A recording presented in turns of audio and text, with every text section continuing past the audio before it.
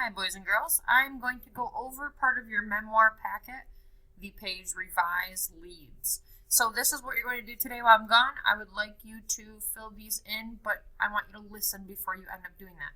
So it says the lead is the beginning or introduction of a piece of writing. Therefore, it's the very first impression readers will form when they experience your writing. A good lead is one that pulls readers into your writing and entices them to read more. So I'm going to reread what I did the other day about Soul Surfer.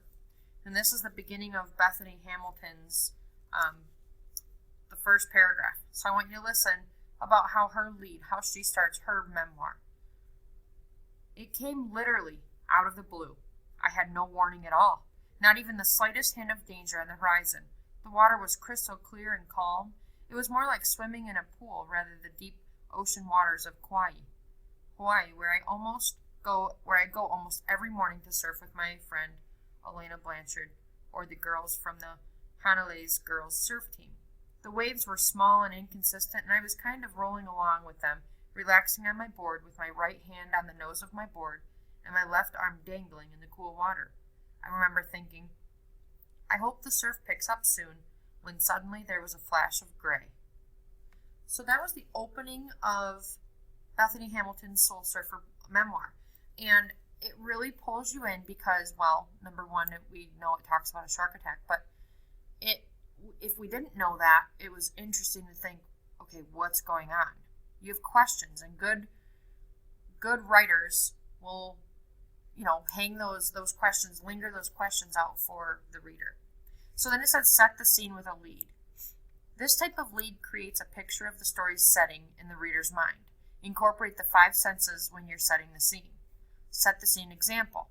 The open air at my grandparents' country home always smelled of hydrangeas and freshly baked apple pie. Okay, right now in your mind you can set that up. So now with having your topic chosen, now it's your turn. How can you set the scene of where your memoir is beginning?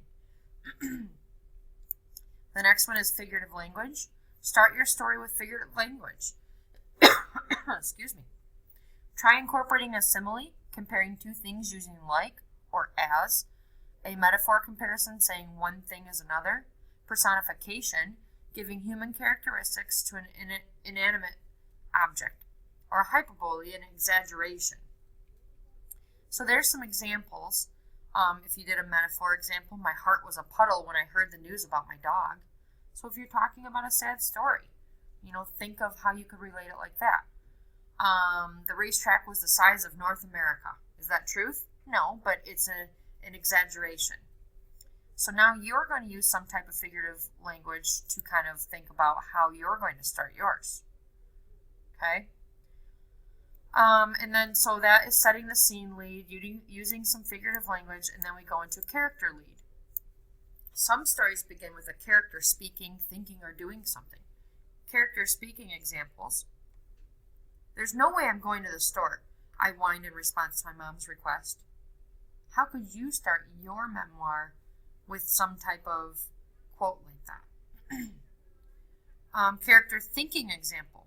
Why is it always me? I'm always the one stuck doing errands around the house. I thought to myself when my mom asked me to go to the store. I want to read very quickly. This is from the Warrior's Heart. I read this one before, so you've already heard this. This is one where he has a thought.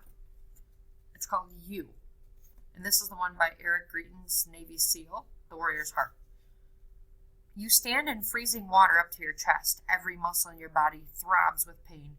You're exhausted beyond anything you could ever imagine. And all around you, the night air carries the curses and groans of others who are getting out like you, who are trying to survive the night. So that's a thought, right? So they're character thinking example is a great one. So you try that. How could you put that in there? Character action example. I reluctantly put on my coat, stomped to the front door, and slammed it as hard as I could as I left for the store. Okay, so that's a character action. Or a bold statement. Some stories start with an announcement, and the statement should be bold and even alarming. Bold statement example.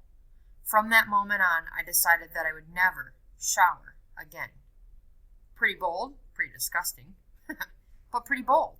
So that is kind of what I want you to do. I want you to go through these 2 pages and I want you to put your turn on there.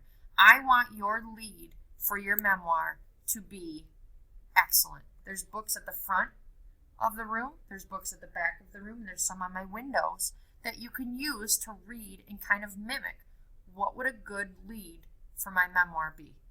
And that's what I would like you to do today.